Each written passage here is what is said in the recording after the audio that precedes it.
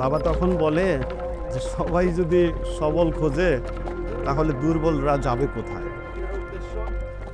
আমি যখন খুবই ছোট, আমার বাবা ওনার নিজ জমিতে বেশ কিছু কাজের লোক দিয়ে খাটাতো শস্য বাড়িতে আনার জন্য।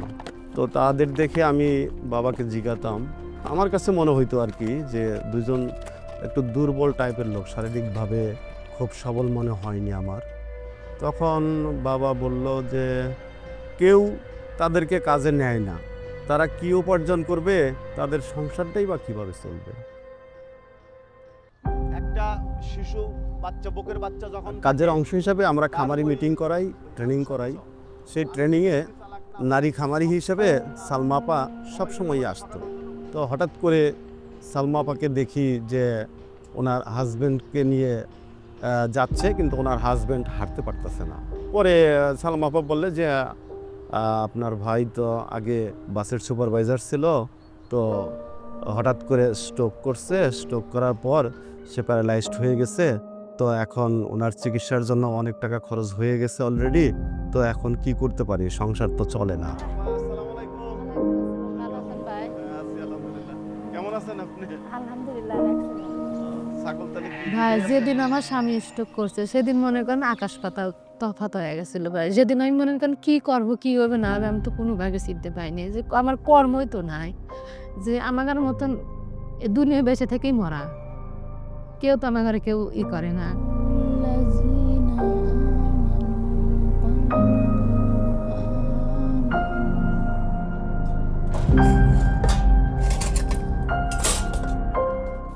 যেহেতু শারীরিকভাবে একটু অক্ষম হয়ে গেছে, সব কাজই তো হাজব্যান্ড করতে পারবে না, কিন্তু বাইরে একটু থাকলে, সবার মধ্যে থাকলে পরে সে একটু আস্তে আস্তে ভালো হবে। তখন আমার মনে হলো যে একটা মুদির দোকান দিয়ে দেওয়া যায় কিনা। প্রথমে একটু চিন্তা করলো, হতভম্ব হলো যে আমি কি চালাইতে পারবো। তো তখন আমি একটু সাহস দিলাম যে সম্ভব।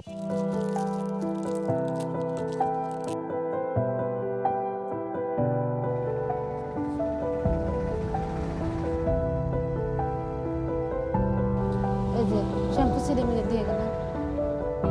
আমি একটা নিজস্ব দোকান দিছি, মনে করেন দোকানের পয়সা দিয়ে অতটুক যে শ্বাস দুটো ছাওয়ালে এখানে করা মানুষ করে পারি না। দোকানের ওষুধ কিনা লাগে আমার স্বামী, মাস গেলে এর পিছনে মেলা টাকার ওষুধ লাগবে। তারপরে রিপন ভাই আবার আমাকে আবার করলো, তাহলে বেরাকে একজন বাদ দিবে, আপনি যে ওই কাজটা করেন। আমি হ্যাঁ করবো না কে। বললো যে হ্যাঁ ভাই, আমি যদি চাকরি হয় আমি করব। পাশাপাশি তার দোকানটা আজ থেকে 2 বছর আগের পরিবেশ আর আজকের পরিবেশ পরিবর্তন চলে আসছে। প্রথম যা শুরু করছিল তার থেকে 3-4 গুণ মাল এখন বেশি, কাস্টমারও অনেক বেশি দোকানে। হয়তো বা সেদিন দেখা করলো না, এখন যাই হোক ওটা আবার তাকে এখন আলহামদুলিল্লাহ আমি খুব ভালো আছি ভাই। আমি বিশ্বাস করি আমি আরো ভালো কিছু করবে পারব, আমার শেষ সাহসটা আছে। আবার তো কোন মৌসুমে করেন আপনারা? মানুষের মধ্যে দুর্বল এবং সবলের যে বিভাজন, এটা আসলে ঠিক না। প্রতিটা মানুষের মধ্যেই গুণ থাকে, সেই গুণকে যদি কাজে লাগানো যায় তাহলে প্রতিটা মানুষই সফলতা নিয়ে আসতে পারে।